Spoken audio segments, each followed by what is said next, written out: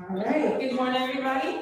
Good morning. I'll try one more time because you guys had breakfast. Good morning, everyone. Good morning. Much better. So, how was the breakfast?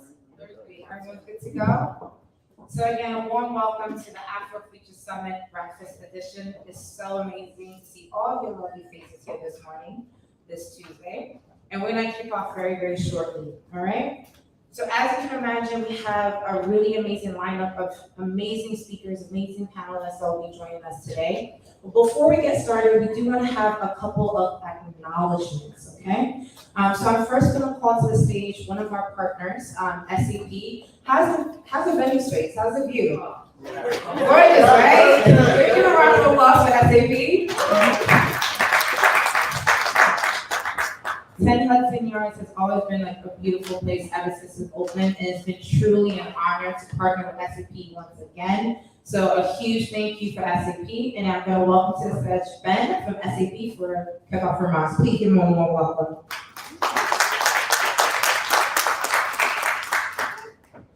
Thanks. We are so grateful to be able to team up, partner with organizations like this. Actually, Christine, it all comes down to people eventually. And this is a space that, I don't know if you've been here. Y'all been here before? She already asked. This is what brought me to New York. I mean, I was actually in the West Coast, the Bay Area, and this is an opportunity. But what we wanted to put together here is a space that you can have a community of innovation and partnerships for sustainability. That's why we're calling it the SAP Purpose and Sustainability Center. Hope that sticks. In any case, as you're enjoying the view, please consider this your home while you're here and look for ways that you can take advantage of this as well, because it's our pleasure to be able to do that. Another round of applause for SAP Ben. Thank you so much. And we have another shout out.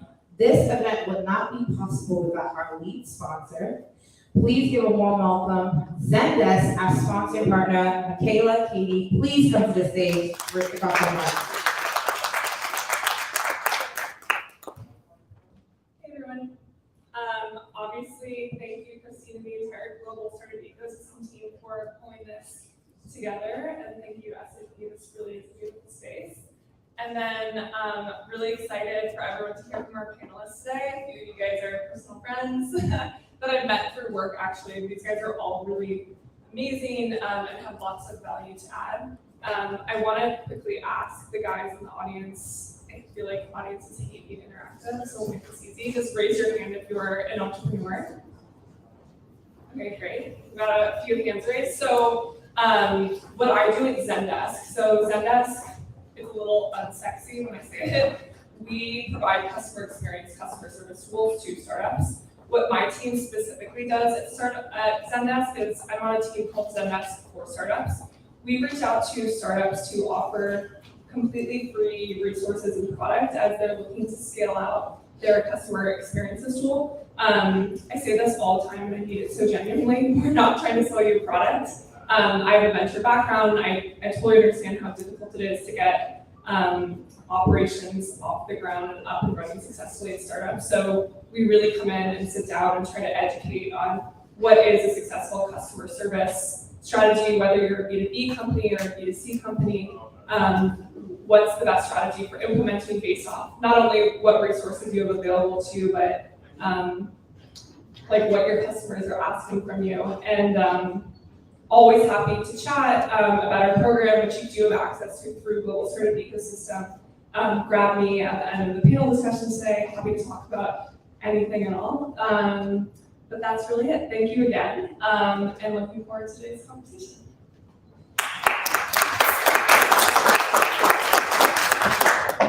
And again, thank you again to SAP and Zendesk for helping us make this happen. All right, so with that said, again, a warm welcome to the Afro Future Summit Breakfast. My name is Christine and Tim. I am the CEO of the Global Startup Ecosystem. Pleasure to meet all of you. I'll be your host for today. And my background in GSC and the work that we do is our mission is to prepare people for the digital age. What does that mean? By hosting programs like this, to bring together like-minded individuals to empower you, inspire you, and get you ready for what's next.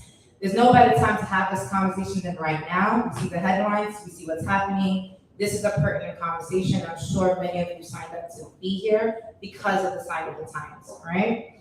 And so just to give you a brief about GSC, we have been running programs globally around the world. We host about 100 events a year, by the way, right? From webinars to workshops to tech summits, and I'm talking about tech summits in Nigeria, to Ghana, to Haiti, and back to New York. We host global programs. We have over 500,000 people in our database who go to these different events. And we are so proud to be actually in our 5th year this year, running these programs around the world with celebrities, with corporate partners and ecosystem enablers around the world. Our 3 pillars of engagement is employment, education, and obviously in entrepreneurship. And this is the pillars that we run many of our programs. And of course, again, if you see any event like Afro Future Summit or any of these programs, it's all under the GSC mandate and our mission. So today you're here for the breakfast edition where we're bringing everyone together under Afro Future Summit.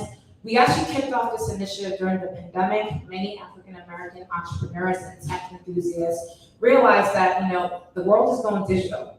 And if you had a business that could not close its doors in person, a lot of companies went out of business during the pandemic. And I think that was the time where our mission came to the forefront, preparing people for the digital age.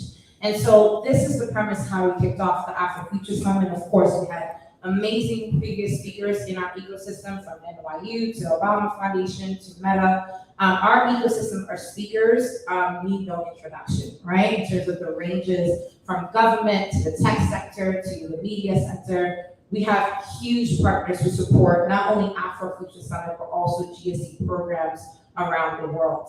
In 2021, the theme was essentially from Black history to Black future, a look at career opportunities in Black professionals in the digital age. And of course, that experience was a virtual one where we gathered about 6,000 individuals across the Afro community for that program.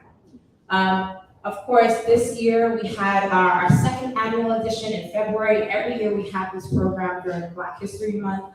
And this was a metaverse edition. It's the first time we did an entire event on the metaverse. And so that was a great experience. And of course, we had various speakers from across the community come together for that. And so, as you can imagine, this year we had about 10,000 individuals join us for that session. So our community is obviously growing. And we have a series of programs that we do. So if you go to afrofuturesummit.com, you will see our accelerated programs that we have, our other summits, our other roundtable events that you could be a part of. If you enjoyed this event today, you'll definitely enjoy being a part of those programs. The next one will be the accelerated program. Applications are live and you can join with us this year. So without further ado, the theme for today is really around recession resilience, right? Are you prepared for what's next? How to accelerate your business and your career in today's economy. That's the premise of today's theme. Obviously, heightened by what's happening not only during post-COVID, but also right now we all know that we are technically in a recession, 2 consecutive quarters of negative GDP growth. It's real, it's happening. And how do you plan for what's next? And so I'm really excited to kick off this event with our panelists. I won't go too much into the more details into the theme. I think this is the time for us to start our discussion. So please give a warm welcome as I kick off this program by introducing our moderator to the stage, the one and only Georgie. She's the founder of GSD Solutions. If you are a New Yorker in the tech space, you've probably seen her before. So please give a warm welcome to Georgie and who will be coming to mind. Thank you so much, Christine. Me and Christine have known each other and have been working in this ecosystem coming up on 10 years now, which is so crazy to see how far we've come from attending events like the New York Tech Meetup and at Xander. That was I forgot the previous name, but it's just so crazy to see the amount of growth and impact that we've been able to make on the startup and tech ecosystem. So let's dive into our panel and let's kick off by having the panel introduce themselves. I'll just say their names really quickly. We have Brandon Parks, the director of Angels and the former tech startup founder. We have Crystal Etienne, the CEO of Ruby Love. We have Enki Toto, the investor. She's an investor at Salesforce Venture Impact Fund. Liz Walsh, global category strategy and tech and telco at Spotify, and Aneto Okonkwo, thank you, co-founder and CEO at Shotgun. So let's go down the line and quickly introduce ourselves and our background. So we'll start off with Brandon. That's one, that's it. Hey everyone, my name is Brandon Parks and I'm a director at Angels VC. We are one of the fastest growing venture syndicates that specifically focus on driving diversity and inclusion on all aspects of leadership in the venture capital ecosystem. So I manage their board diversity program over there. I'm also previously the founder of a nonprofit fundraising platform called Social Give, and currently the CEO and founder of a social impact firm based here in New York City called Parks Philanthropy. Thank you. Crystal, go ahead. I am Crystal Etienne, the CEO and founder of Ruby Love. I am best known for bootstrapping my company to $10 million and then growing it and building it to $60 million with very little money. And that's what I'm best known for. I usually stay in the background, but I wanted to come to the city today, so I agreed to come here. But I get asked to do a lot of things and I usually don't come out because I usually am too busy running my company. That's the way I was able to build my company. Thank you. And then Aneto. Hi, I'm Aneto. I'm the co-founder and CEO of ChatTest. We are a software company based in Europe. We help e-commerce brands scale their customer support, particularly on social media. We work with brands like Olaplex, Shea Moisture, and BarkBox. It's all around helping them to drive conversions on social media and scale their customer support. And we're a partner of Zendesk as well. Thank you. And then Enki. Hi, I'm Enki Toto. I'm one of the investors on the Salesforce Ventures Impact Fund. Our team, similar to our venture colleagues, invests in enterprise software companies, but we're specifically focused on ones that have a social and environmental mission. So we look at companies across education, workforce development, sustainability, and financial inclusion. I've been there now 4.5 years at Salesforce, and my background is more finance, accounting. Spent some time at a tech startup for a couple of months. Everybody, I'm Liz Walsh. Sorry. No, you're good. You're good. I'm Liz Walsh. That sums me up. That's all I get to say. I'm leader in Tech Native. I've known Christine a long time as well. I ran marketing at Forbes for 6.5 years, where we did a lot of accelerators across Africa. My career has been super global, Asia Pacific, Middle East for a few years, and here in New York for the last 9. I am a little bit of a caterpillar. I've had to reinvent myself many times. Working currently at Spotify, running strategy there for the tech category, but also helping a climate tech fund launch right now. So mentoring with them, helping a lot of entrepreneurs on the side. I believe that generosity is the way to seek new opportunity. And I'm speaking today not on behalf of Spotify, but really more from the entrepreneurial mindset. It's really nice to see you all. Thank you for having me. Yes, thank you. So as you can see, we have a powerhouse panel of various experiences, founders, investors, VC, tech teams. So you're gonna get it all in this panel. So the panel is all about Recession Resilience Reimagined, right? So first we went through a pandemic. So I wanna actually go to the past and talk a little bit about, we'll ask you about the experiences of entrepreneurs, specifically Black founders during the pandemic. So what do you think happened during the pandemic, and how do you see that businesses were able to survive, or how was your own business able to survive? So any founder could respond to that question. And maybe I'll target that a little bit to Ruby, maybe, to see how did you guys survive? I mean, you're running this $60 million company. We want to know how you did that. So survival is number one in any company. I think that, especially like a startup, survival is number one of what you're doing. During the pandemic, that was a scary time, I think, for everyone that owned a company or even just had a job, just in general. So I think the survival mode was just to really look at what was going on, immediately in March of when it happened, and really not just do what you were doing and really look at what your customer base was telling you and feeding you and the arrival of that. I think that was the most important, like if you owned a company or ran a company and was a CEO and founder at that time. But survival, what gets you through, is the same thing through any downturn. It's just to really like listen and pay attention to your customer base. And I think that's what's most important. Thank you. Anyone else want to go ahead, Mike? Definitely love to add to that. Definitely agree. I was thinking the pandemic. I was thinking the pandemic created a space for actually more innovation. Really trying to create these new issues, for example, of how do we meet people, our customers in a digital age, and how can we create solutions to really ratify that. Even I think, Georgia, you created just spaces where you were helping companies like navigate the digital space, which was great, for example. Even with GSE, creating just different formats or summits, for example, for individuals to meet in that digital age. I think for a lot of Black founders who were thinking of creating a company during the pandemic, it was great because they were able to innovate just new ideas where they could then create either consumer products where individuals were now mostly in this digital space, in this digital workspace, for example. Even for myself and Partial Land, we were founded in the pandemic because we realized there were so many needs of companies not necessarily knowing how to engage employees during this digital space, or individuals who wanted to connect to organizations who were doing the work and making an impact but didn't know how. So not only was it survival mode for a lot of companies that are already in place, but I definitely think the pandemic created this nuanced world where there became so many issues that we didn't really think about, to create an area for entrepreneurs to really create these solutions and businesses around those solutions to really create thriving businesses. Thank you. And then this question is, I'm going to add on to that question, but targeted towards more so Liz and NP, right? You know, what are corporations doing really to support Black tech professionals in during navigating the pandemic? You know, what did your organizations do that you saw?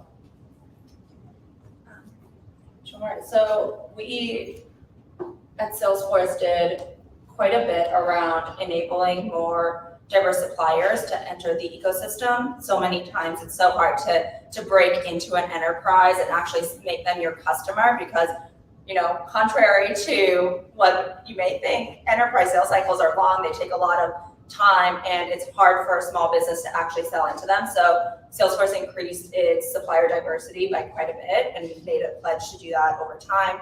On the Impact Fund, we've always had diverse founders as core to our investment thesis, and so we double down on that work and continue to, you know, we hear so much about who is getting funding, right? And I think it's like 99.9% is white men that typically get funding from venture capital, and we don't believe that's true. We don't believe that should be right. And so we continue to invest in diverse founders and expanded that not just to the Impact Fund, but also to our venture team too. So I think our target was about $100 million towards Black, Latinx, and Indigenous founders. And then we also have quite a wide partnership community. So it's individuals that are actually building Salesforce for different corporations. And that team did a lot of work to make sure that those partners are also diverse and tapping into various communities and are able to really bring these great careers outside of just areas that know about Salesforce, but go wider and make sure that we're very inclusive across the US and internationally. Thank you.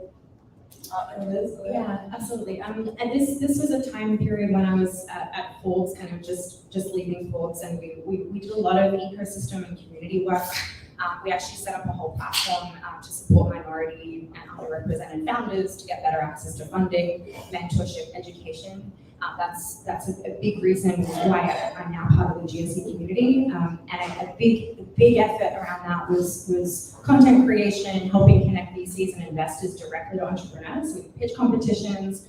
We created content to help. I think a big gap, particularly with entrepreneurship, is a huge proportion of entrepreneurs, I think the rate is 75-80% fail. So we believed that by setting people up for success earlier, providing them better access to mentorship, really a better, more sophistication around how to find VCs who are interested, like a bit of a matchmaking effort, and access. So access to information, mentorship, education, and funding. And that was a lot of effort, really, not just in the US, but all around the world. And then I would also say that because we're here today to talk about resilience, you can't open your phone these days without seeing talks of a recession, inflation, all this scary stuff. So I guess the reason for the question is some of the learnings around the pandemic are applicable to today, right? So I do think that adaptability is going to be key, like how we can continue to reinforce and change, be open-minded. I think community is going to be incredibly important. But I do think the infrastructure is flawed still. So there's still a lot of work that needs to be done around financing and how entrepreneurs at every stage are supported.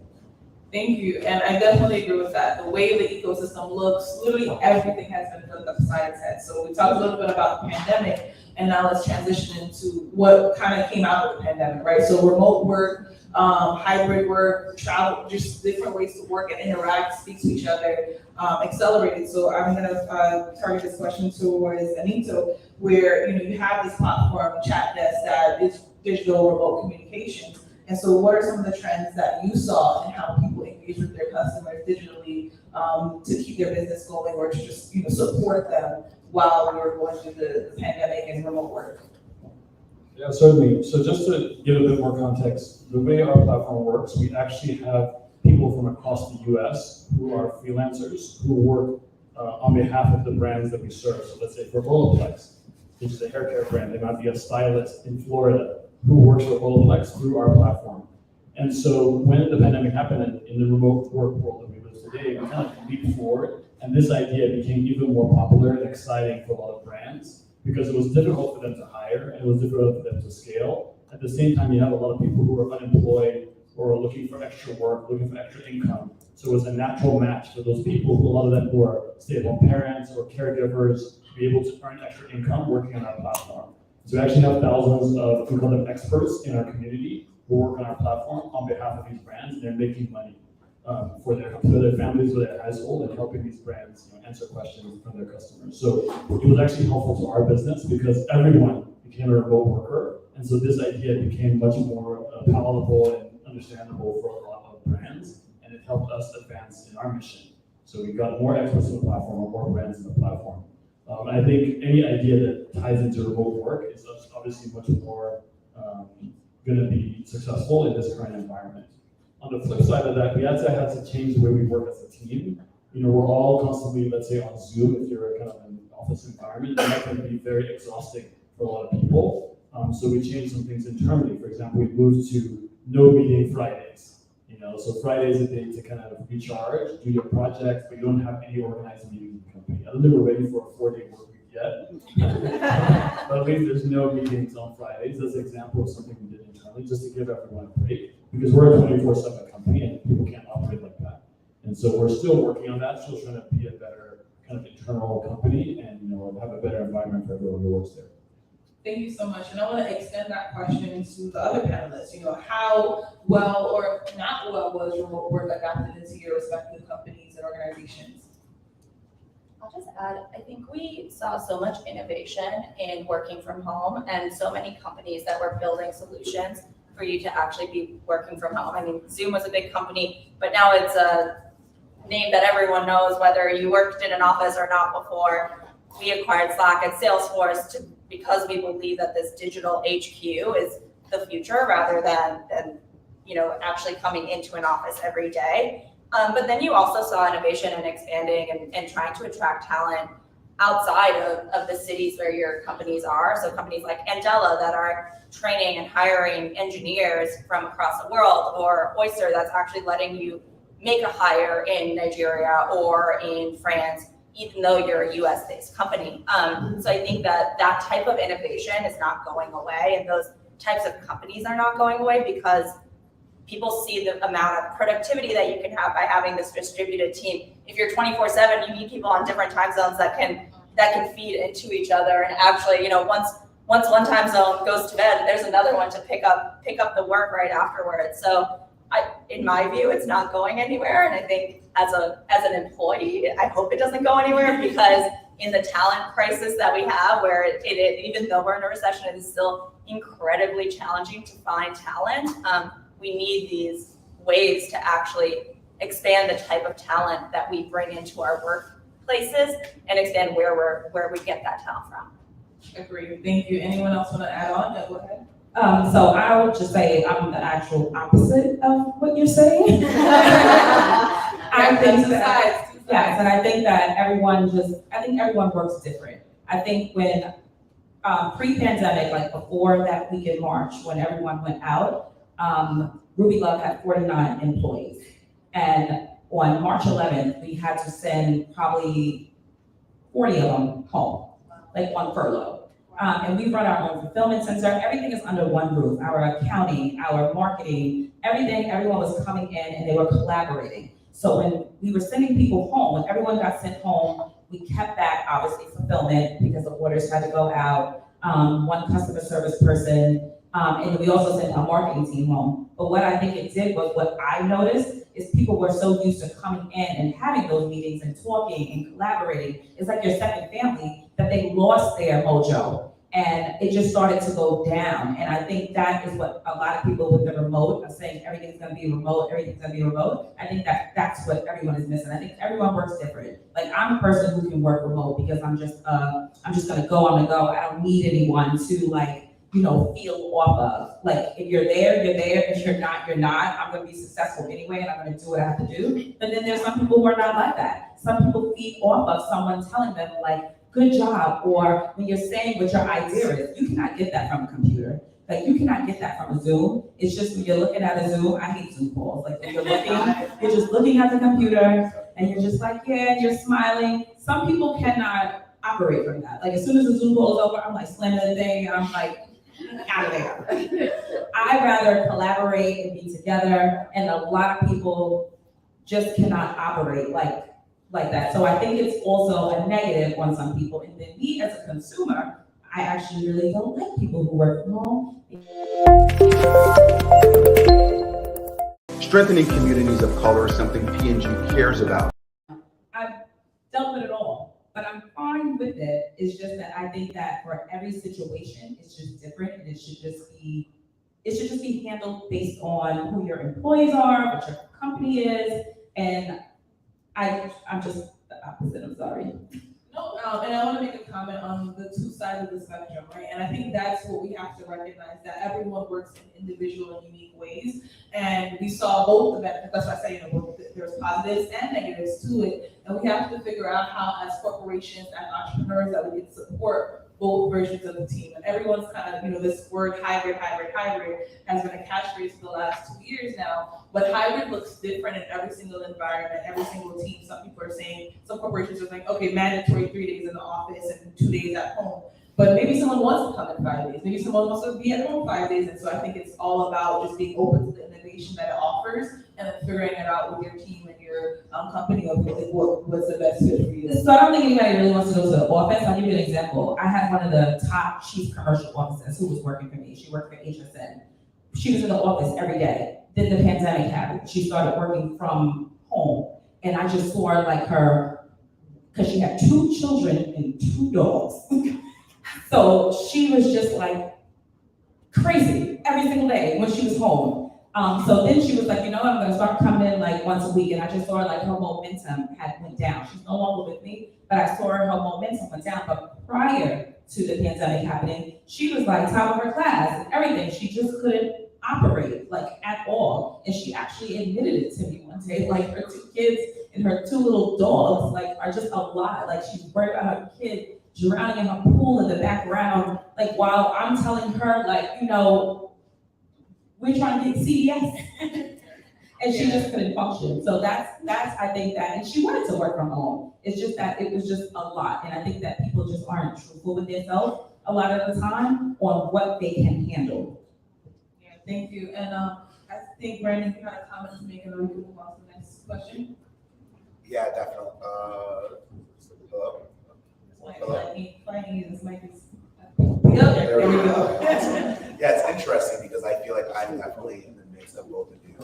From an employer point of view, definitely I thought that the pandemic actually opened up so much room for innovation because it was able to us to have a really diverse team geographically. It was able to create so much more opportunity for us to connect with different clientele across the nation, across the globe, for example, that we typically wouldn't even consider, specifically being a New York-based organization.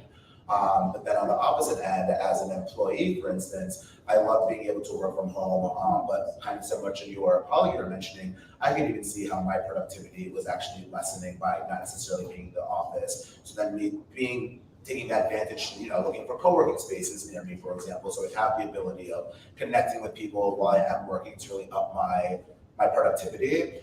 So I almost kind of pose a different question to the group of, since it really is almost individualized for each individual, honestly, to really understand what's the best way for them to really be the optimal version of themselves, while also being in the most comfortable situation of themselves, whether it is at home, being in the office, or hybrid. And then as an employer, how do you, I guess, make certain company-wide rules when it is really such an individualized thing as it relates to your productivity in terms of work from home balance?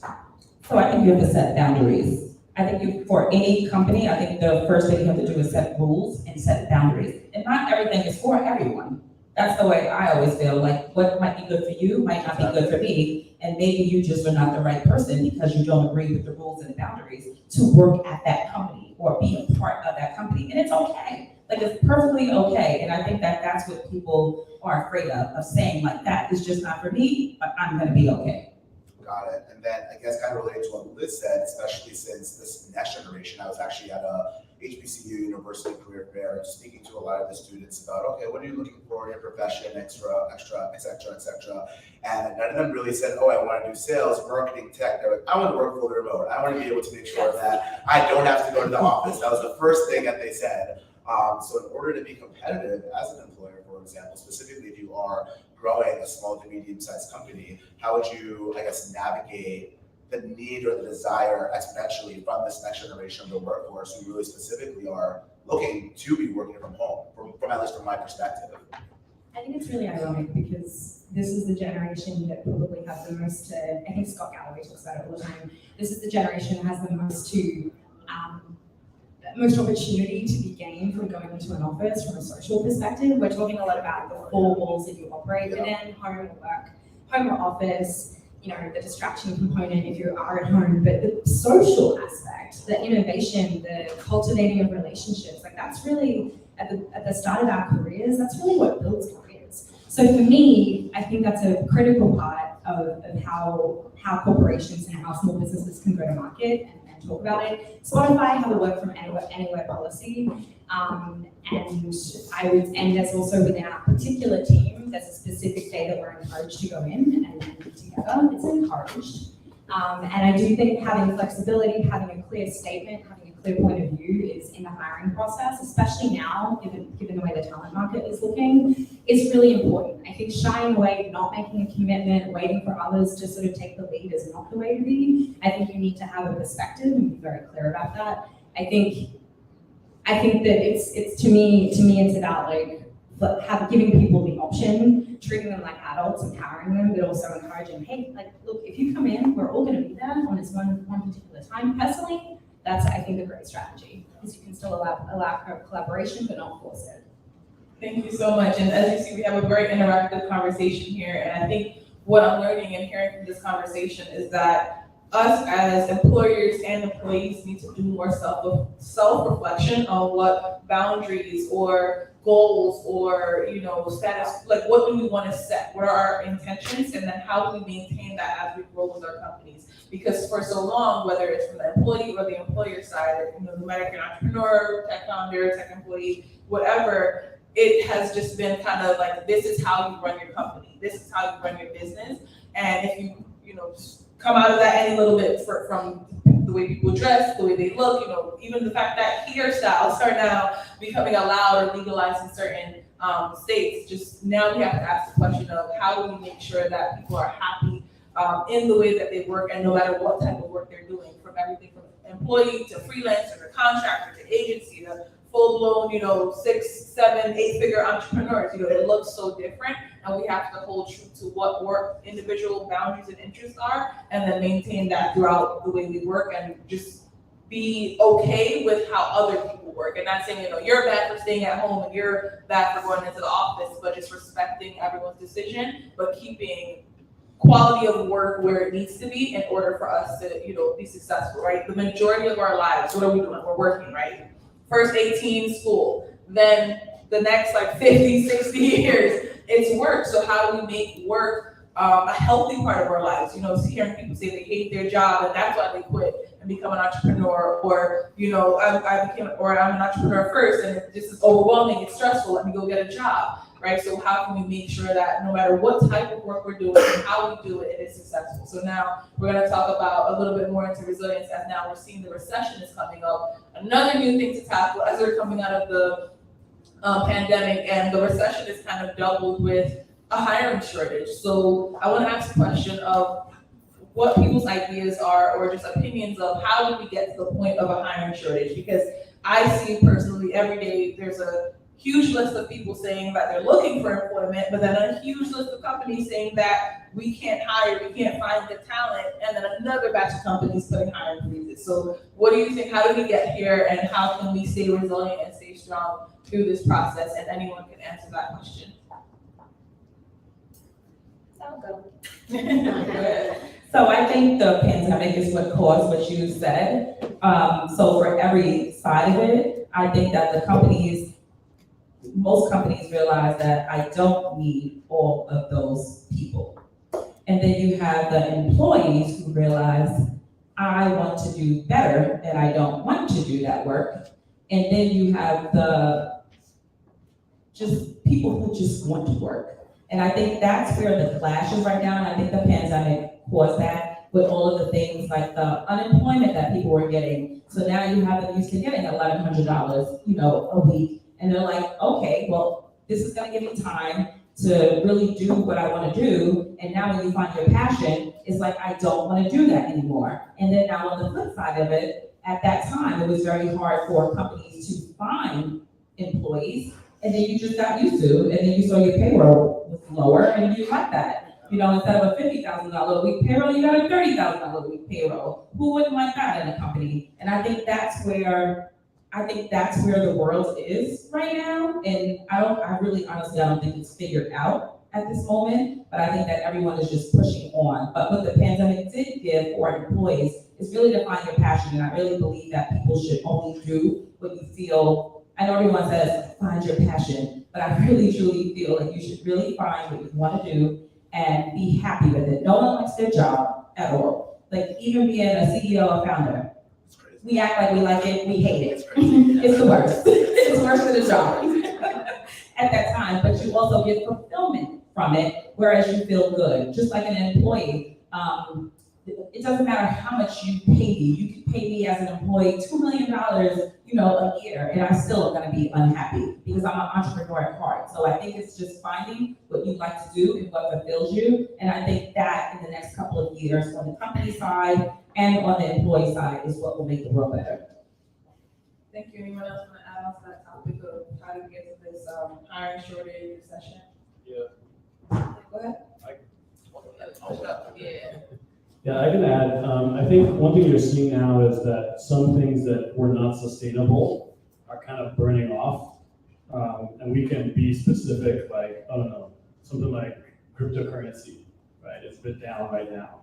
And there are always questions about it, and maybe it's going to be something that is very exciting in the world, but in those few things that are going to be exciting, there was a lot of noise and a lot of money and a lot of companies hiring that were not real businesses or didn't have real revenue. Not just in cryptocurrency, I'm just giving this example. I think you're seeing some of that feed in the economy, which I think is good, because those things maybe were unsustainable or even shady in some cases. So that's part of it. And I think another part of it is that there's some companies which are good companies or good businesses or good employees, but they're just caught in the wrong business at the wrong time. A good example of that during the pandemic was travel, right? All travel stopped. It doesn't mean you're a bad business or a bad employee, but your hotel is not going to see any visitors during the pandemic. I think things are cyclical, and so some of these things will come back, and the cream rises to the top. So great companies eventually are successful. People always talk about how a lot of great companies and great businesses are founded during these times of uncertainty and hardship. So I think if you are, to Crystal's point, passionate about something, there's never any other time to start it than now. But just having that instinct of I need to survive to when good times come. That's the way we've approached our business, and we've actually seen some companies that started before us doing similar things, which have left the market or sold or gone into another area. So that's what I believe personally is going to be one of the hallmarks of our business down the road, is that we survive and thrive even in the hard times.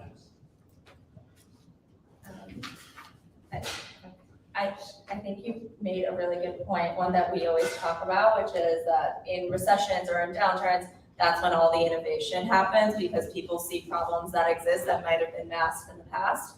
And I'll say all of the entrepreneurs that we work with, they built their businesses because they saw a problem, and rather than having to deal with it, they found a way to build a company so that they can solve this problem, not just for themselves, but for a whole host of other millions of people, right? And I think we have so many overlapping crises today. The recession is one. There's the looming climate crisis that we're all facing at the same time. And so I really think it's an excellent time for entrepreneurs to build these great businesses that are solving all these issues that we have, and making a great company out of it that scales. Maybe that's through venture, maybe that's bootstrapping. That's regardless of the fact that I think there's so much opportunity still. And when we talk about recession, I feel so much that we talk about workers will lose jobs and et cetera will happen. That could happen, but also on the flip side, there could be so many opportunities that I don't think we spend enough time talking about, because recession comes from such a place of fear rather than, excitement or what can I do next, right? Like, how can I build from this, rather than be scared of it. Yeah, I could not agree more. I think it's almost, at least from an entrepreneurial mindset, the perspective change, for example. I couldn't agree more of just when the recession hit, for example, how a lot of individuals were like, okay, this is terrible, this is bad. But so many of the entrepreneurs who I know are thriving now took it as almost a challenge to really be more innovative. Even taking, for example, hotels or space or real estate spaces, for example, where, that industry was hit hard. And then I even know some of our portfolio companies like Angels, like Remote, for example, which then created these pop-up individual spaces that you can then have like in your home, for example, for when you are working at home and don't need to hear your wife or your husband speaking, for example, and having these closed spaces physically in your house, which is booming, for example. So I think it really just doesn't matter race, gender, etc. As an entrepreneur, it's all about being innovative and really creating solutions to problems. I think the recession, the pandemic really just created such a certain amount of issues that meant that there's just so many more additional solutions that could be unmasked and really facilitated in order to create some sort of successful business idea. So as long as it's for a new entrepreneur, for example, I definitely think the perspective is to almost think that's an exciting space to then create, but then definitely much harder for existing entrepreneurs specifically who may not have services or products, for example, that really fit this digital age, then really focusing on how do you pivot your programmatic work, how do you enhance your products, for example, or really alter your consumer experience, then meet the challenges of today to then really be successful within this current space. Thank you.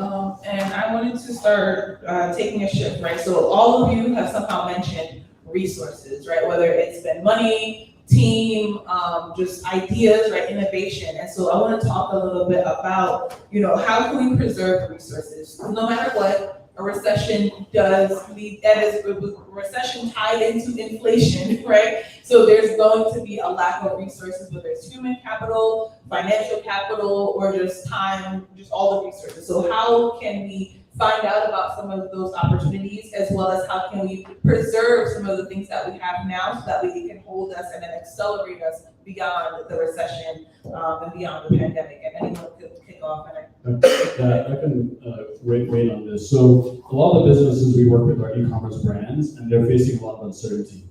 Higher interest rates, supply chain issues, people not shopping as much, and that makes them very cautious about their budgets, right? For good reason. They don't know how long it's going to last and how it's going to affect their business. And the solution we provide is actually very timely for that, because what we're doing is moving what was usually a fixed cost into a variable cost.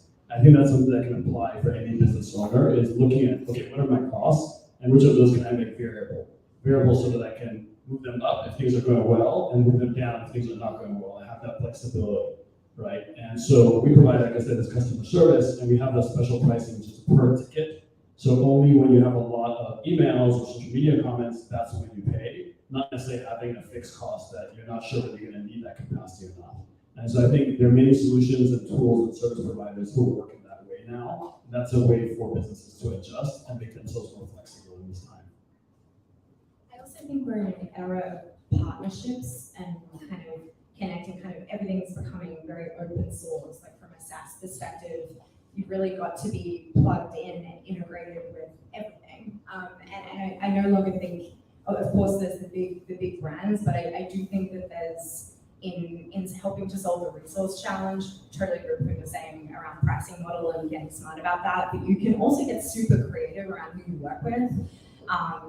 It doesn't need to be money changing hands. Like there can be a lot of like sophisticated partnerships that help you kind of evolve over the course of the next couple of years, and proving out value, making sure that you can be flexible with your team and your customers.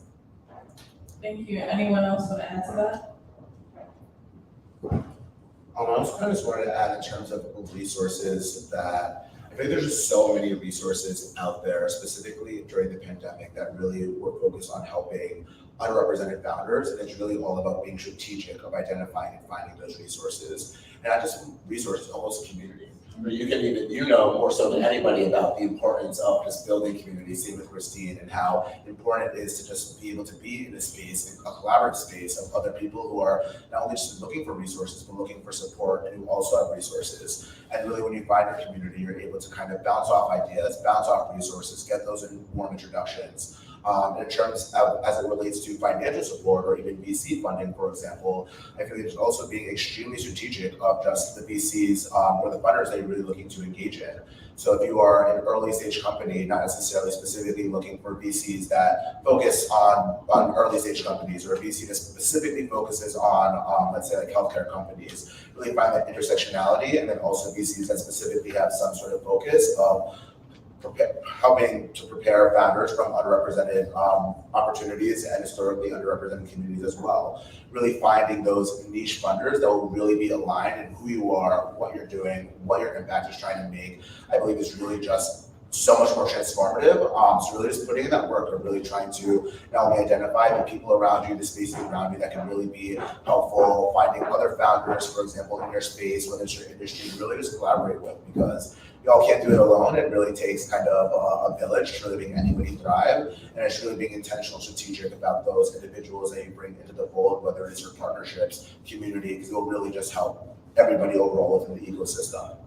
So I think that's important, of just being careful about who you bring into I think that's the most important, because there are a lot of people, like during the pandemic, a lot of companies who was talking about diversity, they just disappeared. I think it was just a very big trend at that time. And I think self-resource is the best. And everybody has intuition. And once you feel like that person is not for you or that company is not for you, I think that's your resource of paying attention to what really will help you. Because there were just too many companies that were just, just doing something just to be on the bandwagon. And as a Black woman, I'm actually kind of offended by it. It offends me, like a lot, like just because, Juneteenth or Black Box or because of this and that, like keep up what you say. And a lot of people don't even understand that in the VC, just in the VC space itself, it's not even sometimes just the VC, the person that you're seeing, it's sometimes the LP. It trickles down the line. It could be those LPs who are giving that money to that VC, and they could be racist or any other thing, or just don't believe in you. And I just think that people should just look at their resources and really dig down. I think you are your best resource of doing the research, finding out and speaking and figuring out what is best for you.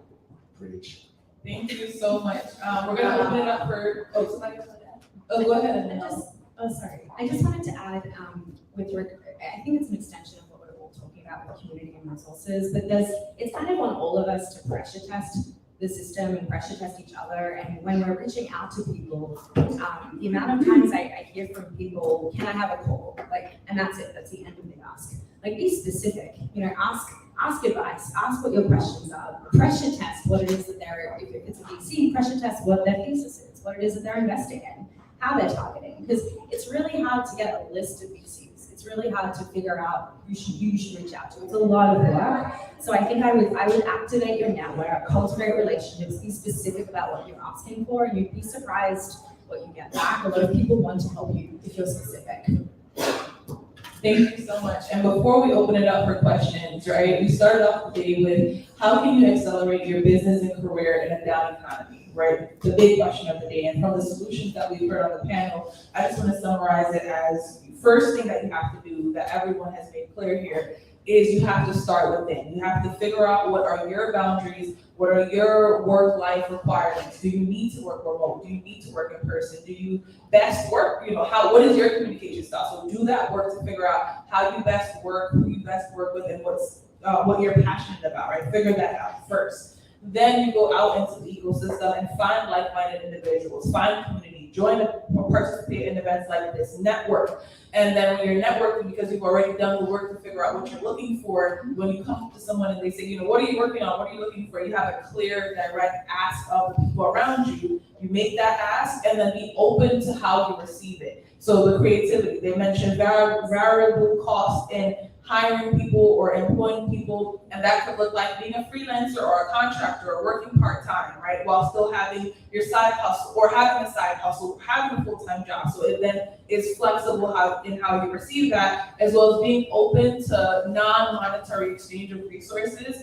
Liz highlighted this where we're going back to simple things like barter, right?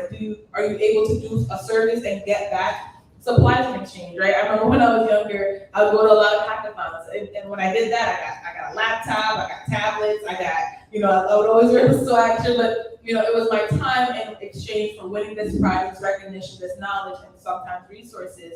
So, be creative in how you do that, and that is how you maintain and accelerate your business and or your career in a down economy. Think outside the box, be creative, be innovative. And now I'd like to open it up to the audience for a few questions. I'll start here. Hello, this question is based on a comment personal made. I share a similar sentiment with you about I'm not really a remote person. I like in person, dealing with someone where I can read body language. Now, how can I grow in this digital age, but I have a preference of 100% in person? So I'm the same way. So you just have to adapt. I've gotten very good at reading, body language, home language, I should say. So you just have to really pay attention to what the giver is giving.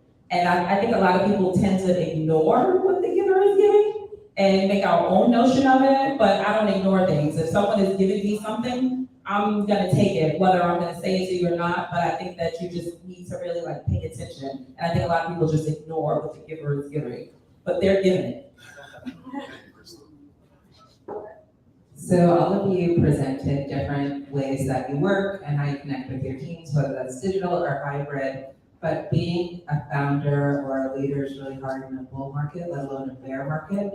What steps are you taking for personal resilience? I know founder mental health and even investor mental health is something that we probably don't talk enough about. And the ability for Slack and all these tools to reach us everywhere. My fear is that founders that are already burning out are really going to be in some trouble in the next couple months.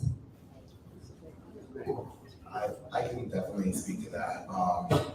As a founder, as any founder knows, work never stops. You can be working 24/7 every day, all hours of the week, and honestly, it will break you. Just work pressure, family pressure, social pressure, for example. I could not be much more of an advocate of just taking that time for yourself. Really taking a break, really understanding that, if you take a few days, a week off, and ensure that your team knows all the responsibilities, and you have a team that really respects you as a leader, for example, that everybody should be okay with you taking that break. Nothing terrible, hopefully, is going to happen during that time period. But I always refer back to the analogy of on a plane, for example, if it's going down, you always put the mask over your face before you put it onto somebody else. Because if you're not optimizing on your 100%, the rest of your team isn't going to optimize on your 100%. And really, primarily, just always predominantly making sure that you're taking care of yourself, always gut checking yourself. there's ever a time where you feel like the slightest of burnt out, X, Y, and Z, and you're thinking, oh, at this call or this meeting, just always make sure that you just kind of cut it and make sure that you have that time for yourself. Because if not, then it's just gonna hinder yourself, your social, your family life, and overall your business. So I think also, you can probably Yeah, talk I to think this. that's going along with this one. So I think that any headline that you see, I think that any CEO, founder, or anyone who started like a new job with a new title in the news, they make it seem like it's like the greatest thing ever. I'm on top, I'm the best. No, they're stressed out, like literally like stressed out. You just don't see like after the article is written or how it's feeling. And I think that's what it is. I think a lot of people on the other side, I tell my kids this all the time, I tell my husband, I tell my friends, I think a lot of people suffer from FOMO. And I think if you do not suffer from fear of missing out, you will always be able to come back within yourself and be able to say that I am stressed out. When I first started Ruby Love, I used to be in my car all day long, going from Long Island to the Bronx to a manufacturer, to the city, to Brooklyn, and back to Long Island, and I had to pick up my son by 3 o'clock. All of this in my car with fabric, walking up and down, getting elastic, and I didn't know at the time, but I was burnt out, like literally burnt out. And now that I look back at it now, I tell everybody, I'm like, I was crazy. Like, what was I doing that? Like, I could have just got somebody and hired them,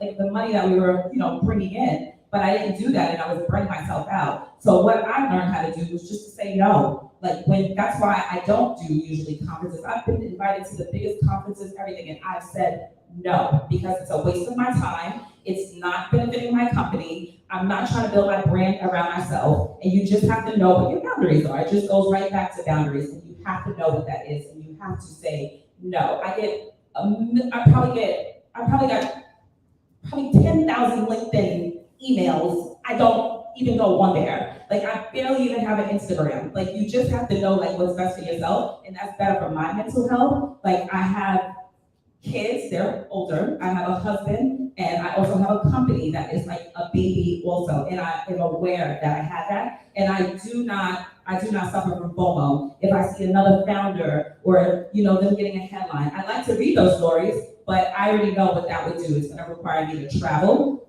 which is a lot. Traveling on the, when you're running a company, is going to require me to do a lot of things that honestly I'm just not willing really to do. Thank you. Yeah, so I'll add 2 things to that. I think one mistake I made building this business early on is that I didn't spend on getting the right leaders into the company. I had what I think is a scarcity mindset. I think it's something that maybe underrepresented groups suffer from. Maybe if you haven't had a lot of money in the past, when you do raise some money, you're like, how do I make this money last? But that's actually the wrong mindset sometimes. Of course, you want to survive and last, but like, if you're burning out because you didn't hire the right person, the right role, the right leader, that's actually going to free you up to work on other things. And so that's something we've started to solve this year, bringing in more leaders into the business, and it has reduced the stress, right? I think that's number one. I think number 2 is you have to reprioritize your life. Like, I had a son, he's 20 months now, and so I don't have time to do some of the other things I used to do. I got to spend time with my wife and my son, I got to work on the business. You got to reprioritize. And those other things, may not give you energy, but spending time with my son, that gives me energy, right? And you can work a long time, but if you have that sports league that you go to or hang out with your friends, the things that give you energy. Maybe it's salsa. Prioritizing those few things that give you energy, and then taking out other things like binging Netflix. If it doesn't give you energy, just cut that out. So then you have more time for your business, and then for giving yourself energy to do the rest. Go ahead. I feel like we've covered a lot. I think maybe summarizing that it's about your own energy management also in the work that you're doing. So there are things that I think can take a really long time. And one thing that I try to do is what value is this actually adding, and is that equivalent to the amount of time and effort that we're putting into this? I think doing that calculus on everything that you're taking on, Chris was saying around like, is this conference worth it? Probably not. Like, it's a lot of energy, it's a lot of time, and the value from it is minimal. I think it goes on to the tasks that you do. I mean, we all have certain tasks that give us excitement and drive us and make us passionate in our work. And then there's other tasks that you dread and you're just like, this is really like draining me. And so I try to take a look at my calendar, my week, my day, and see like, what do I actually need to do? Like, what's value add and critical? And I think like there will always be more things you could do all the time, but if you can see like where do I need to spend my time, that will have the biggest ROI for me, my company, my team. I think that like knowing how to do that is really important.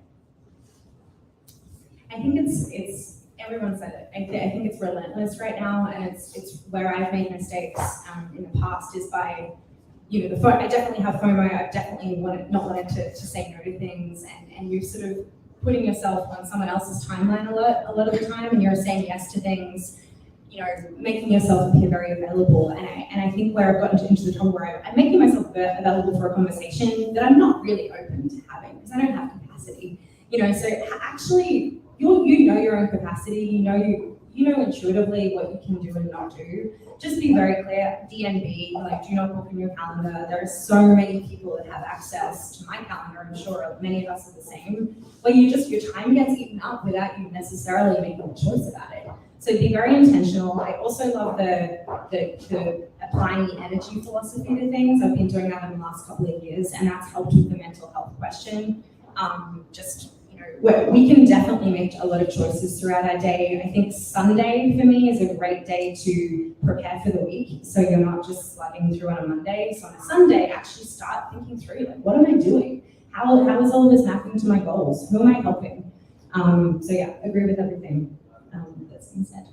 Yeah, I'll just add one final comment is around, definitely blocking out times on your calendar to, do nothing, right? And I think we don't do that enough. It's just like, if you're not busy, you're not getting stuff done, you're not being productive, but also resetting, like doing absolutely nothing is helpful, as well as there are a lot of mental health resources that are now available for free or low price across the country, across the world, from therapists to group sessions, and communal, sharing and like releasing of the mental stress can look different in different spaces. For example, Brandon and I, we participated in this program called Starting Block. And so there's literally a Facebook group, a chat, and people just share like, hey, I had a rough day, and you just get feedback. And it's just people that understand the work that you're doing in the industry. And so you can just like, not dump it, but just really release it there and then be supported. And then you're like, okay, now I can go back and do whatever I was doing. So finding spaces like that, safe spaces that you can trust, and leveraging the resources that are available. And we have time. I think you had a question and there was somebody.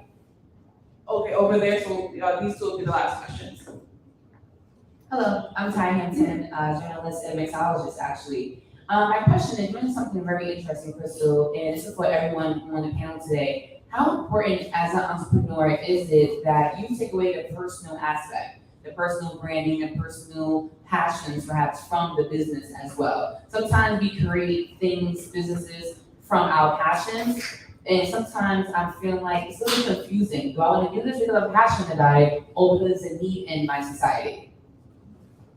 So my company was started from my need, from my passion of like wanting to just be like comfortable like wearing a pad, but I'm me and my company is me. Like I have an audience that I need to attain to. I have employees who, carry out that mission. So for me, it's easy to do. Like I don't really think it's a struggle. I'm not sure.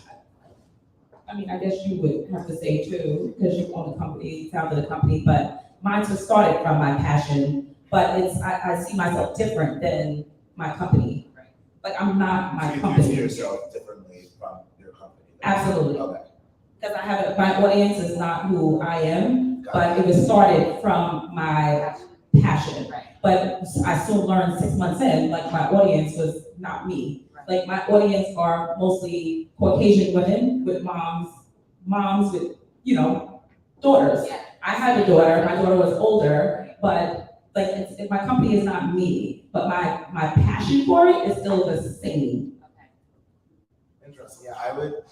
Yeah, I would say I've always, tried to be intentional of integrating my passion with my profession, so it's almost always kind of intertwined.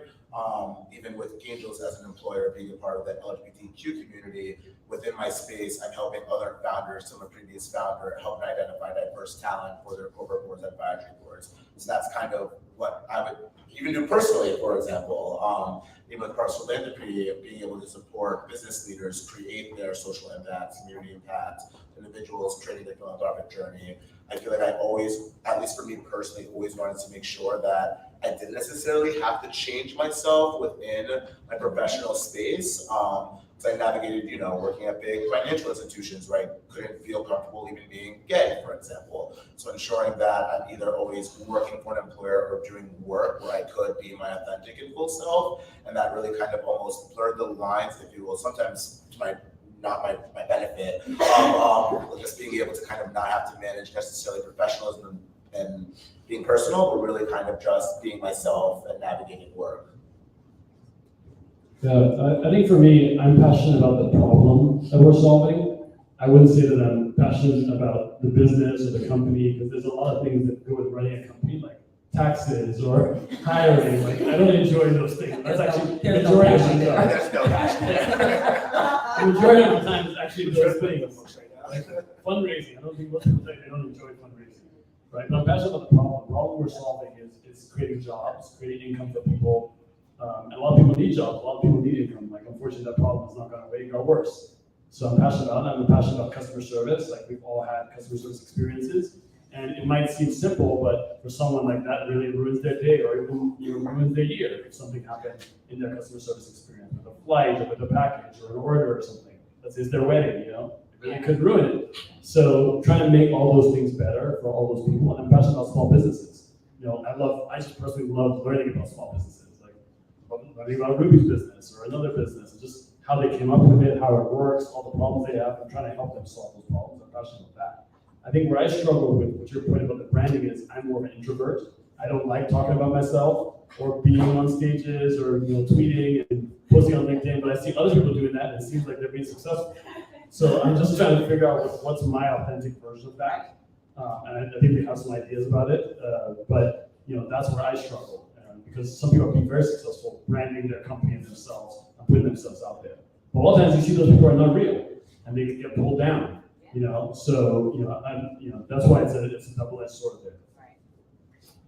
It's interesting. I was just thinking of how we go through, like, when we're looking at different investments and, all the different things that go into it, the market, the financials, et cetera. And we do spend time on the team, but I'd say we don't, and maybe because we're enterprise software, so it's very different from being a consumer company. I can't speak to that, but it's not, the personal branding of the individual. It's their capabilities. It's what they've done, what they can do, whether they can drive this company to success. And so, if it is true to yourself to be on stages and that like drives you and gives you more energy to keep building your company, then I go do it, right? Like, 'cause that's for you and you're doing something for yourself. And ultimately that's giving you a little extra fuel in the tank to go continue to build. But if it's not for you and it's draining you, then I'll say from the investor side, we're not looking at it, right? Like, we're not going on Twitter and saying, how many tweets did they put out this month, or how many LinkedIn articles did they publish?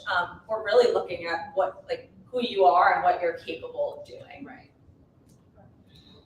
Thank you so much. We have one last question, and if just one person could answer, or maybe two at most, because we're running out of time. So go ahead.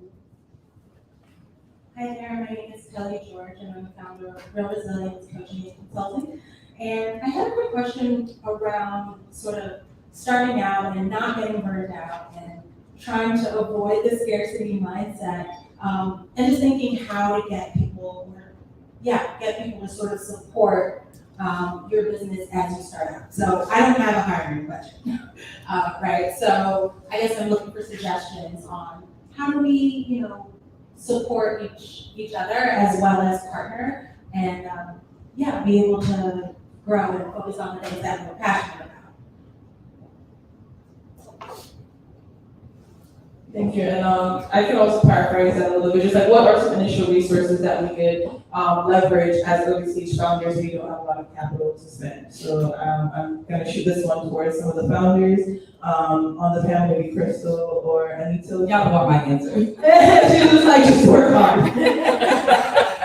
We love it, Crystal. I think you are the best resource, as I said before. I think you will just figure it out. Like, if you really are passionate about what you're trying to do, you will do what you have to do. And then, like I said, maybe 6 years later, you'll look back and say, this is insane that I wasn't even doing that, because you'll be in a completely different space. But I think that what I used a lot of in the beginning, because I didn't have time to go to, like a networking event or something, I used Google.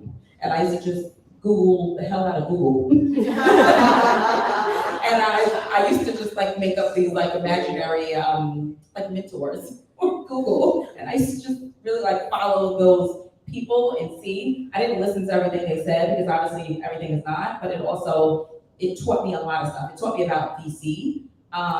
That's one thing that it did teach me about, like that when I wanted to raise my fund, I realized that it's a business, like how she was just saying, like they're not looking at how many tweets, they're looking at how much money you can return back to them in, 7 to 10 years. So once I started looking at it as a business, then I looked at it different. I learned that on Google from watching a couple of people and really like listening to what they say. Yeah, just to add, I think number one, there's a lot of free tools, like Michaela talked about the Zendesk program, where they actually offer Zendesk services for free. And many companies, tech companies, I'm sure Salesforce has some programs like that as well, offer those things, and it's just looking and asking. I think also starting out, you'd be surprised, like people are very willing to give you time if you're specific and you show that you're gonna add value back. Whenever I send an email, like I think I sent an email to Crystal, I said, let me know if there's any way I can be helpful to you, right? And I try to add something, might this be helpful to you, might this be helpful to you, and you'd be surprised at what you know or what you can add. I think the third thing is just, within the community, there's more diverse people here. People know what it's like starting out and know that it's hard and there's a lot of no's. And so people are more willing to help you if you're going to add some value, if you show that you're going to pay it forward. Because they remember how someone paid it forward for them. And I was helping a lady recently, with her fundraising deck and her investor intros. And she said, oh, you're so helpful to me. And I said, well, someone gave me lots of intros. So I'm paying it forward for you. And not everyone does that. But some people are going to do that, and you'd be surprised. If you just ask, and you show that you're going to pay it forward too for them or someone else, they're willing to do it for you. Thank you.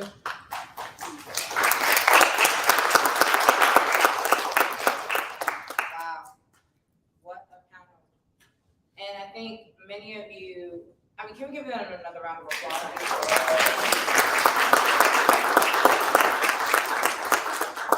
And I wanted to wrap up just 3 high-level points that was shared today on the panel that I think that a lot of you also follow up with really great questions and feedback around. First being around the scarcity mindset, right? That's something that came up a lot during today's discussion. And I think probably the clearest response that many of these speakers have shared with you is the fact that what got you here is not going to take where you need to go. And it's very crucial, especially as Black, minority, people of color, as founders and people in the tech space, that we don't always focus on just trying to get something a little bit and try to hold on to it. We need a more abundant mindset, right? And one thing that I will say that I've noticed a big discussion around is around time management. Right? And how to hire, whether you have a limited budget or expanded budget. I have built several companies and I manage several companies with 40 employees. And I will tell you what got me to where I am today versus how I started. I will say that in the beginning, it's an acceptable fact, you are doing it all, right? You have an idea, you're bringing it to market. You are the product manager, the marketing expert, the business development, the tech mogul, the person in the background, just, picking up the chairs, you are doing it all. Once you get to the point where you have found a rhythm to what you're creating, you start to document, you systemize, then you start, okay, how do I get people to join me with limited resources? That's when we start, can you volunteer for me? Can we do this on contract? I can't pay you a full-time wage, be honest.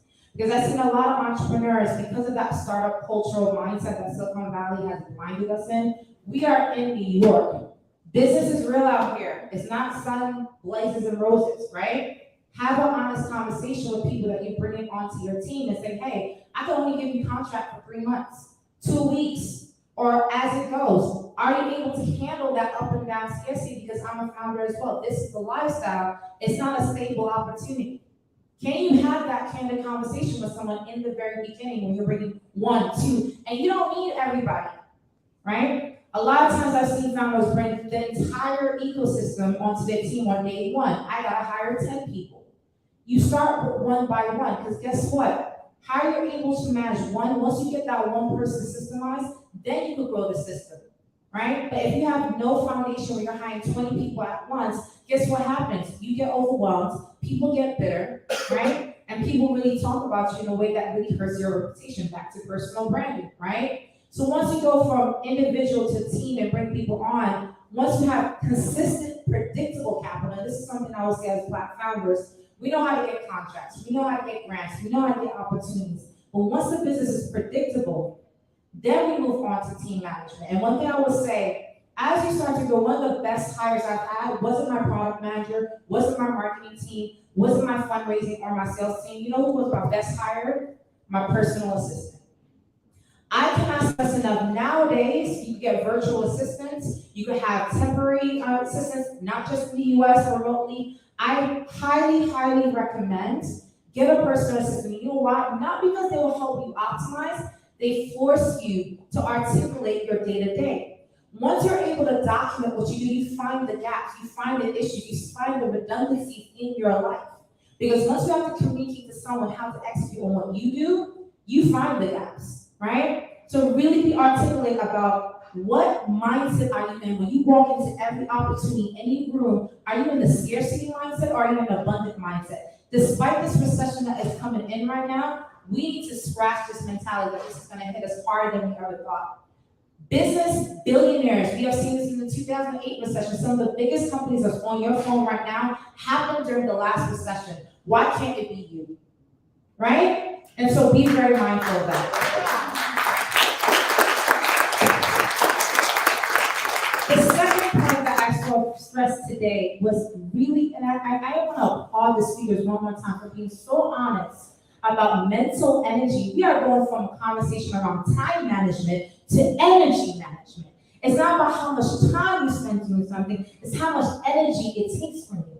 Because we all realize we can spend 1 hour doing something, but that 1 hour kills you for the 23 hours that's left in a day. Can I get an amen on that? Right? So I'm very appreciative. This is probably the first time we hosted an event and I see people honest, because people, and I've seen it being said on this panel, people have said, oh, do it all. You could, get on this social media website, do this, do this. They were honest about what they do, managing their kids, managing their families. Guess what? Anyone who fronts and is not vulnerable enough with you to tell you what goes on behind closed curtains, don't waste your time. Sometimes everyone's going through it, but hearing someone else say, I'm tired today. This is what's draining me. This is what's taken away from me. It helps you be the best version of you, because sometimes you don't need inspiration. You need authenticity. Find people who give you authentic conversations and feedback about how they manage their time and how to bring the right energy in your room. And as founders and people in the tech space, technology, because technology is digital, we are programmed to assume that it's 24/7. We have Slack, we have WhatsApp, we have every single app on our phone telling us to be 24/7 because of what they said, FOMO, right? Guess what? Once you make the decisions, these are my top 3 priorities this year. This is my top priority for today. Anything outside of that doesn't matter, right? So I applaud the team for talking about mental health wellness, and really putting yourself first, because that is so crucial in order for you to be successful as an entrepreneur. And the last thing I will say that I noticed from this conversation was around balancing between your personal brand and your business brand. I'm a personal branding expert, and I will tell you, if you Google my profile, you'll see I've been in every media outlet you could think of. And I will tell you, personal branding is not about shining a light on you and making yourself look good when you show up. It's about crafting the story of you and why you show up in this world, and how that translates into the projects and businesses that you build every single day. That's what personal branding is. Don't let people who don't understand the terminology tell you what personal branding is. Some of you already had a personal brand before you walked into this room.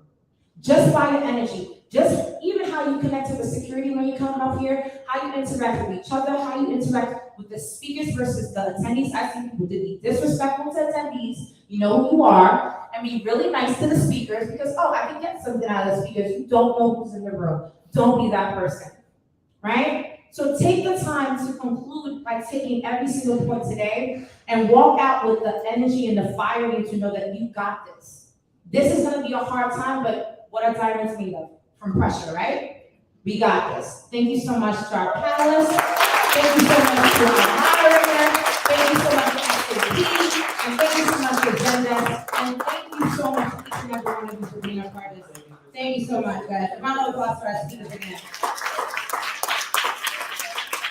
And with that, grab some food, there's some food left, get some breaks, network and engage. We'll be out of here in the next couple of minutes, so feel free to engage and have fun and make some memories. Thank you so much, everyone.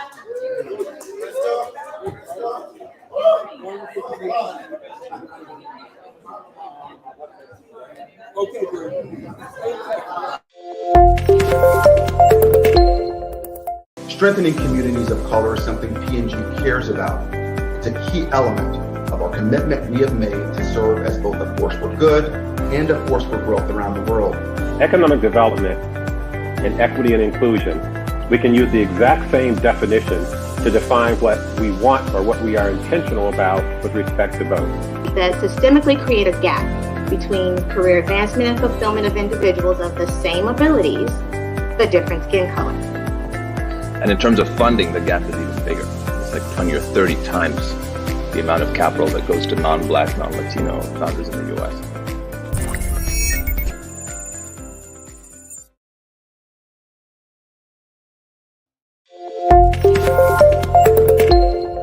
Hello and welcome everyone to Afro Future Summit, the second annual Metaverse edition. That's what we're doing at the Obama Center. That's what we're doing through the Obama Foundation. That's what this Future Summit is all about. It's a very much go for the unusual stuff as well as the usual stuff. Be comfortable with being uncomfortable. So I really encourage entrepreneurs to be comfortable with numbers and own them, because those numbers, those budgets are a manifestation of your values, and helps me understand as an investor where you're trying to take this company. So we're talking about investments. We really have to think about how those investments are made. Yeah, I think the metaverse is both an evolution as well as a revolution. I think it's really important when we talk about corporate responsibility that people are leaning into. We're seeing some nonsensical arguments and debates around voting rights. There are many types of reports that can help you to better understand how people found you and how they engaged with your website. If you have a skill set, regardless of the industry, the likelihood is that there is a function, a group, or a team that sits within that firm in the industry where you would be able to use your skills.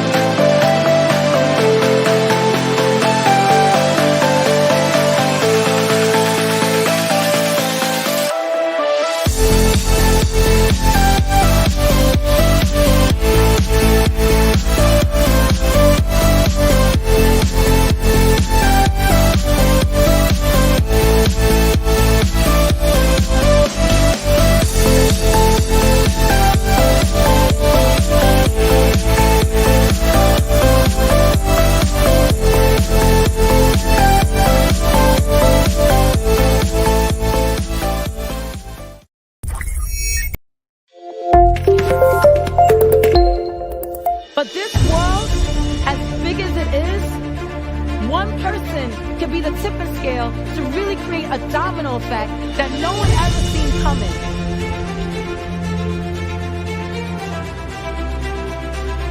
I would like to remind people, there's going to be a lot of people that's going to judge you and tell you you're too naive.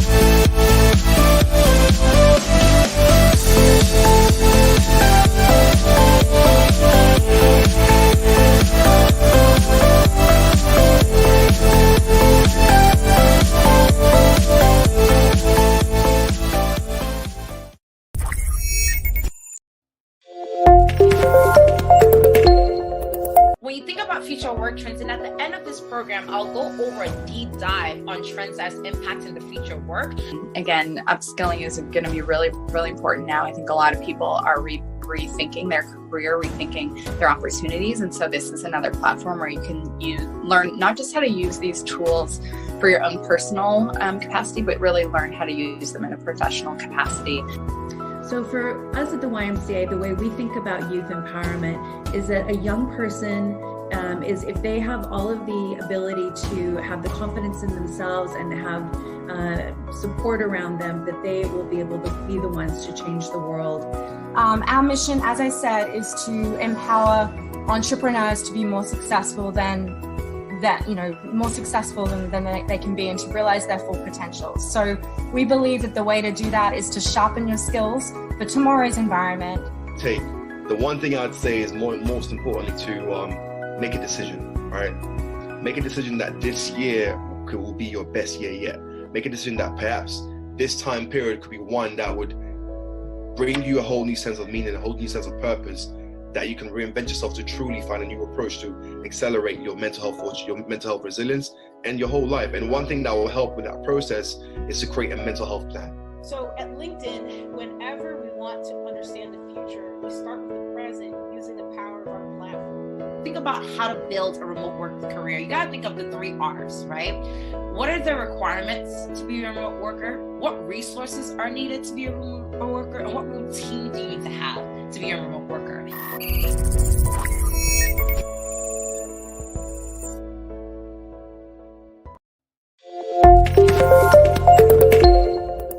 Strengthening communities of color is something P&G cares about. It's a key element of our commitment we have made to serve as both a force for good and a force for growth around the world. Economic development and equity and inclusion, we can use the exact same definitions to define what we want or what we are intentional about with respect to both. That systemically create a gap between career advancement and fulfillment of individuals of the same abilities, but different skin color. And in terms of funding, the gap is even bigger. It's like 20 or 30 times the amount of capital that goes to non-Black, non-Latino founders in the U.S.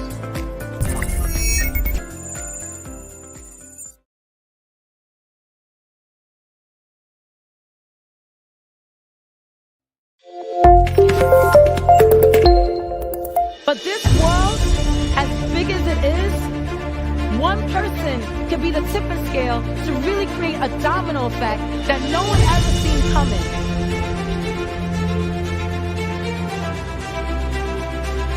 I would like to remind people, there's going to be a lot of people that's going to judge you and tell you you're too naive.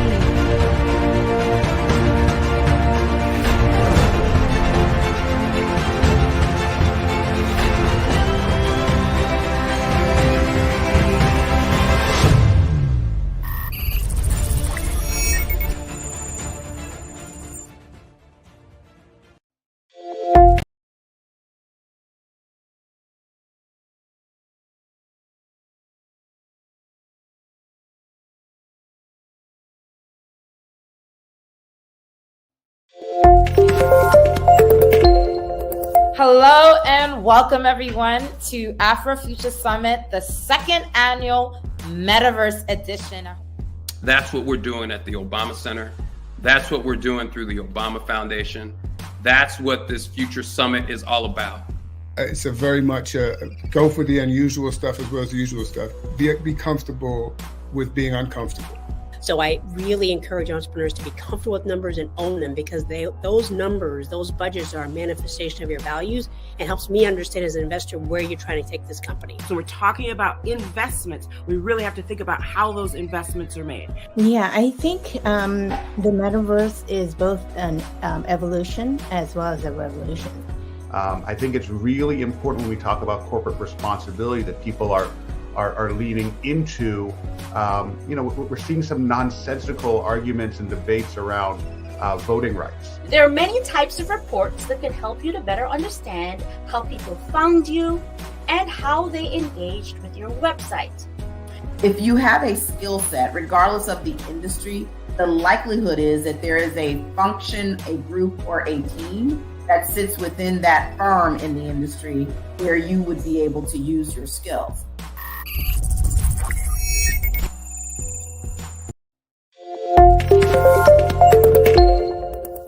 Strengthening communities of color is something P&G cares about. It's a key element of our commitment we have made to serve as both a force for good and a force for growth around the world. Economic development and equity and inclusion, we can use the exact same definitions to define what we want or what we are intentional about with respect to both. That systemically create a gap between career advancement and fulfillment of individuals of the same abilities, but different skin colors. And in terms of funding, the gap is even bigger. It's like 20 or 30 times the amount of capital that goes to non-Black, non-Latino founders in the U.S.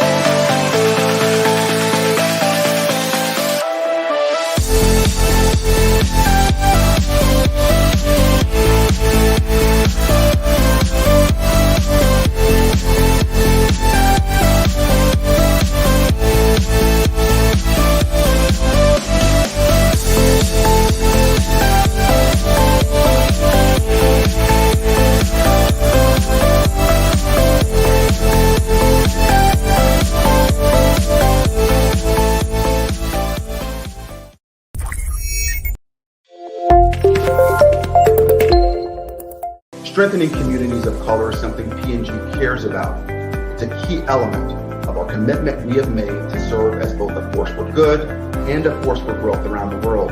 Economic development and equity and inclusion, we can use the exact same definitions to define what we want or what we are intentional about with respect to both. That systemically create a gap between career advancement and fulfillment of individuals of the same abilities, but different skin colors.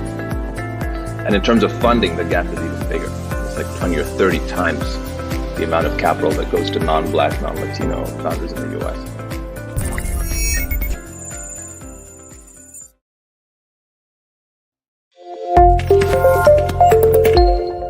Hello and welcome everyone to Afro Future Summit, the second annual Metaverse edition. That's what we're doing at the Obama Center. That's what we're doing through the Obama Foundation. That's what this Future Summit is all about.